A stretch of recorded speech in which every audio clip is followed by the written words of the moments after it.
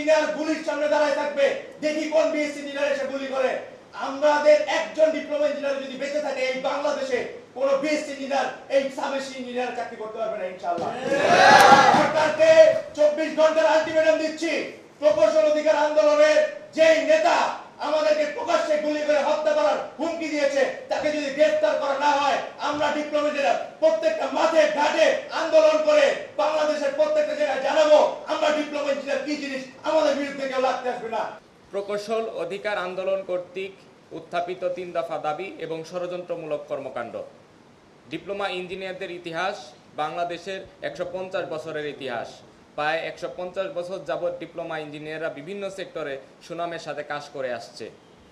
বিগত দিনগুলোতে প্রকৌশল অধিকার আন্দোলন কর্তৃক যে 3 দফা অযৌক্তিক প্রকৌশল অধিকার আন্দোলন কর্তৃক যে অযৌক্তিক 3 দফা দাবি উত্থাপন করা হয়েছে, তা ইঞ্জিনিয়ারিং সেক্টরের জন্য চরম ক্ষতিকর এবং ডিপ্লোমা ইঞ্জিনিয়ারদের প্রতি আগ্রাসী।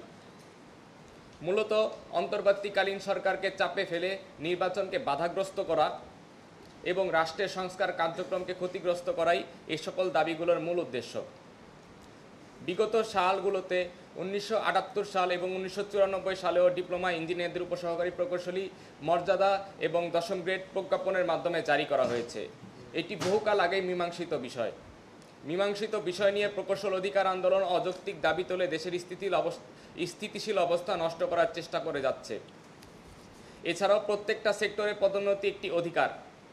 প্রত্যেকটা সরকারি কর্মকর্তা এবং কর্মচারী নিজ নিজ সেক্টরে পদোন্নতি লাভ করবে, এটাই নিয়ম। ডিপ্লোমা ইঞ্জিনিয়াররা 10ম গ্রেড থেকে 9ম গ্রেডে 33% বা % পদোন্নতি লাভ করে থাকে। 90-এর দশকে সহকারী প্রকৌশলী পদকে 2 ভাগে বিভক্ত করা হয়, যার কারণে ডিপ্লোমা ইঞ্জিনিয়ারদের পদোন্নতির পরিমাণ কাগজে কলমে 33% থাকলেও মাঠ পর্যায়ে তা 15 থেকে 17%। যে কারণে ডিপ্লোমা ইঞ্জিনিয়াররা চাকরি জীবনের শেষ পর্যায়ে গিয়ে দেখা যায় 10ম গ্রেড থেকে 9ম গ্রেডে শুধুমাত্র একটি মাত্র পদোন্নতি দিয়েই পুরো চাকরি জীবন শেষ করে।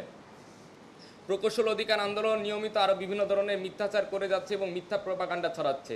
ডিপ্লোমা ইঞ্জিনিয়াররা 4 বছরে ডিপ্লোমা ইঞ্জিনিয়ারিং কোর্স সম্পন্ন করে তারা সর্বদাই নিজেদেরকে ডিপ্লোমা ইঞ্জিনিয়ার পরিচয় দেয়।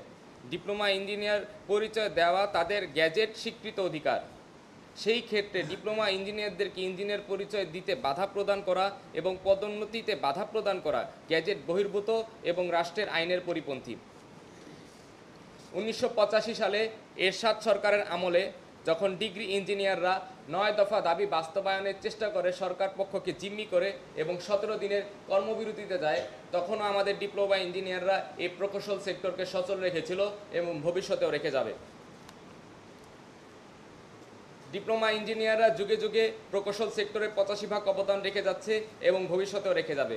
উপসহকারী প্রকৌশলী পদে ডিপ্লোমা ইঞ্জিনিয়ারদের পদোন্নতিকে কোটা বলা মানে হলো সরকারের অনুমোদিত কারিগরি শিক্ষা ব্যবস্থাকে অস্বীকার করা, জাতীয় উন্নয়নে মাঠ পর্যায়ে মেরুদণ্ডের অপমান করা। এটা কোনো অনুগ্রহ নয়, কোনো কোটা নয়, বরং ন্যায্য অধিকার। 10ম গ্রেডে চাকরির আবেদন দেশের আইন বিধি প্রজ্ঞাপন দ্বারা স্বীকৃত। এখানে ডিগ্রি প্রকৌশলীদের আবেদনের সুযোগ নেই, তাদের সরকার উচ্চতর গ্রেড অর্থাৎ 9ম গ্রেডে আবেদনের সুযোগ দিয়েছে।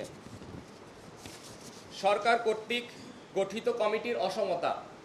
ওয়ালটন এখন দেশের সীমানা পেরিয়ে পৌঁছে গিয়েছে 50টিরও বেশি দেশে। ওয়ালটন, ঘরে ঘরে বিশ্বজুড়ে। 17 আগস্ট ডিপ্লোমা ইঞ্জিনিয়ার এবং বিএসসি ইঞ্জিনিয়ারদের দাবির পরিপ্রেক্ষিতে 8 সদস্য বিশিষ্ট 4 জন উপদেষ্টার সমন্বয়ে গঠিত একটি কমিটি গঠন করা হয়েছে এবং সেই কমিটিকে সহায়তা করার জন্য 14 সদস্য বিশিষ্ট একটি ওয়ার্কিং কমিটিও গঠন করা হয়েছে, যেখানে গণপূর্ত বিভাগের সচিব মহোদয়কে প্রদান করা হয়েছে এবং বিএসসি প্রকৌশলীদের পক্ষ থেকে 4 জন প্রতিনিধি, ডিপ্লোমা ইঞ্জিনিয়ারদের পক্ষ থেকেও 4 জন প্রতিনিধি, এছাড়াও বিভিন্ন ডিপার্টমেন্টের চিফ ইঞ্জিনিয়ার রাখা হয়েছে।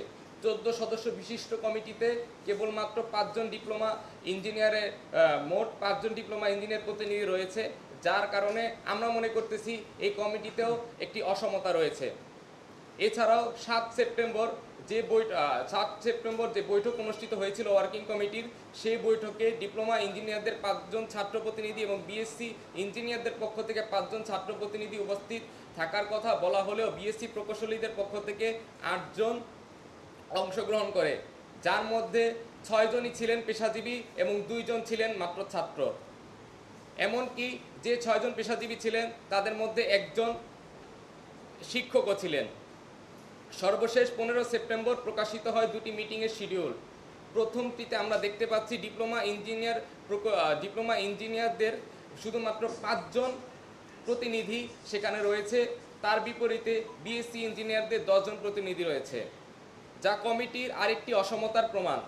দ্বিতীয় মিটিং, যেটা সর্বশেষ মিটিং 17 তারিখের, সেই মিটিংয়ের শিডিউলে আমরা দেখতে পাচ্ছি একজন মাত্র ডিপ্লোমা ইঞ্জিনিয়ারের বিপরীতে 14 জন রয়েছে। সেই ক্ষেত্রে আমাদের আইডিবির যে সম্মানিত আহ্বায়ক কবির স্যার শুধুমাত্র সদস্য রয়েছেন এবং অন্য কোনো ডিপ্লোমা ইঞ্জিনিয়ার সদস্য নেই। এই কমিটিগুলোর উদ্দেশ্য শুধুমাত্র বিএসসি প্রকৌশলীদের 3 দফা দাবি বাস্তবায়ন করার ষড়যন্ত্র বলে আমরা মনে করছি। 3 দফা এক বিন্দু পরিমাণ বাস্তবায়ন করার চেষ্টা করলে হরেও আমরা কোনোভাবে মেনে নেব না। সর্বশেষ আমি বলতে চাই 6 দফা দ্রুত বাস্তবায়ন প্রসঙ্গে। সাংবাদিক ভাইরা হয়তো অবগত আছেন, গত এপ্রিল মে মাসেও আমরা 6 দফা নিয়ে তুমুল পরিমাণ আন্দোলন করেছি, যার পরিপ্রেক্ষিতে একটি রূপরেখা কমিটি গঠন করা হয়েছিল এবং সেই রূপরেখা কমিটি একটি রূপরেখা প্রণয়ন করেছে। সেই রূপরেখা যে প্রণয়ন করা হয়েছে, আমরা চাই তার পরিপ্রেক্ষিতে দ্রুত 6 দফা দাবি বাস্তবায়ন করা হোক। কিছু বিষয় অবশ্যই আছে যেগুলো খুব দীর্ঘমেয়াদী এবং কিছুটা সময় লাগবে। আমরা সরকার পক্ষ এবং রাষ্ট্রপক্ষকে সে সকল বিষয়ে অবশ্যই সময় প্রদান করব, কিন্তু যে সকল বিষয় জরুরি, ক্রাফট ইন্সট্রাক্টরদের পদবি পরিবর্তন করে তাদের নাম পরিবর্তন করে নিয়োগ বিধি প্রকাশ করা সহ অন্যান্য যে সকল বিষয় আমরা খুবই প্রয়োজন এবং জরুরি মনে করছি, সেগুলো আমরা চাচ্ছি রাষ্ট্রপক্ষ দ্রুত থেকে দ্রুত বাস্তবায়ন করুক। এছাড়াও কারিগরি শিক্ষা সংস্কার কমিশন গঠন করা দরকার, যাতে আমাদের কারিগরি সেক্টরে যে সকল সমস্যা রয়েছে এবং আমাদের শিক্ষা ব্যবস্থা আরও আন্তর্জাতিক মানে করা যায় এবং উন্নততর থেকে উন্নততর হোক। পরবর্তী কর্মসূচি ও সিদ্ধান্ত। আমরা কারিগরি ছাত্র আন্দোলন বাংলাদেশ সারা বাংলাদেশের সকল পলিটেকনিক ইনস্টিটিউট, এছাড়াও আমাদের যে ডিপ্লোমা কৃষি ইনস্টিটিউট রয়েছে, ডিপ্লোমা মেরিন এবং ডিপ্লোমা টেক্সটাইল ইনস্টিটিউট, সকলের সাথে মতামত ক্রমে এবং সকলের সমন্বয়ে আমরা এই অসম কমিটি বর্জন ঘোষণা করছি। কারিগরি ছাত্র আন্দোলনের পক্ষ থেকে আমরা আরও ঘোষণা দিচ্ছি, আগামীকাল সারা বাংলাদেশের সকল পলিটেকনিক ইনস্টিটিউট নিজ নিজ জেলার গুরুত্বপূর্ণ পয়েন্টে বিক্ষোভ, প্রতিবাদ এবং অবস্থান কর্মসূচি পালন করবে।